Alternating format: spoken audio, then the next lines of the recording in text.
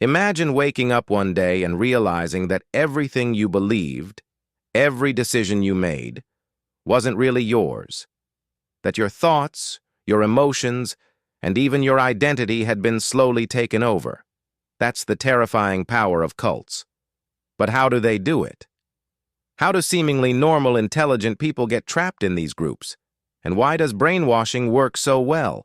In this video, we're breaking down the psychological manipulation tactics cults use and how to protect yourself from them. Chapter 1. The recruitment process. Most people don't join a cult knowing it's a cult. Instead, they're pulled in through promises of purpose, belonging, and self-improvement. Cults prey on people who are feeling lost, lonely, or looking for meaning.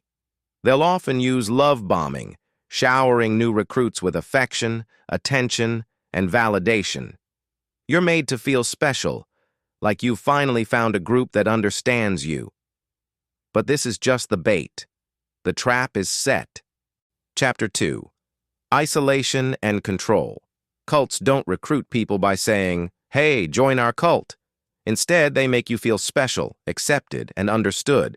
But once you're in, they start cutting you off from outside influences, family, friends, and media that might challenge their beliefs. Why? Because an isolated mind is easier to control. Think of an abusive relationship. The abuser convinces their partner that outsiders are toxic or don't understand. Cults do the exact same thing. For example, Scientology labels critics as suppressive persons and tells members to cut ties with them. At the same time, members are bombarded with meetings, rituals, and repetitive teachings. When your brain is exhausted, you accept ideas without questioning them. Ever heard of MLMs, multi-level marketing schemes? Many use the same strategy, pushing endless seminars and discouraging contact with negative people. Chapter 3.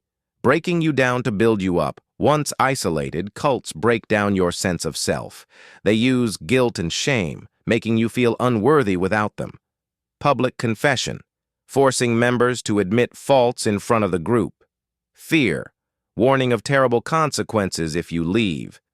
For example, NXIVM, a so-called self-improvement group, forced women to confess personal secrets on video as blackmail to keep them obedient. Jim Jones told his followers that leaving meant death. Some cults say leaving will bring eternal damnation. Others use threats and violence. At this point, the cult isn't just a belief, it's your entire identity. Ever seen someone stuck in a toxic relationship, job, or online community?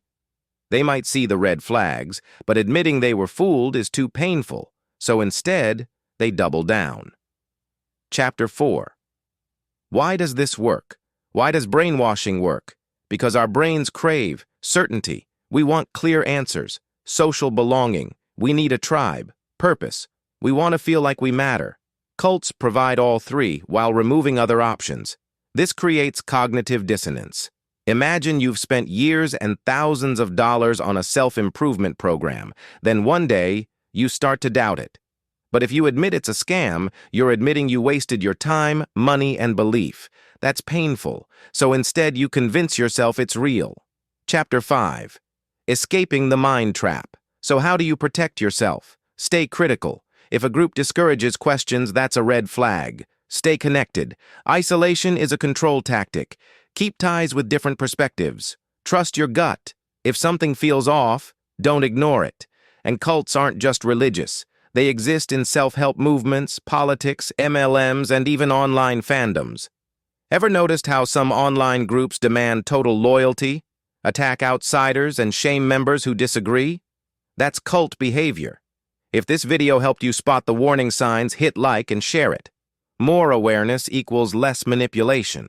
And if you want more deep dives into the psychology of control, subscribe and turn on notifications. Thank you for watching.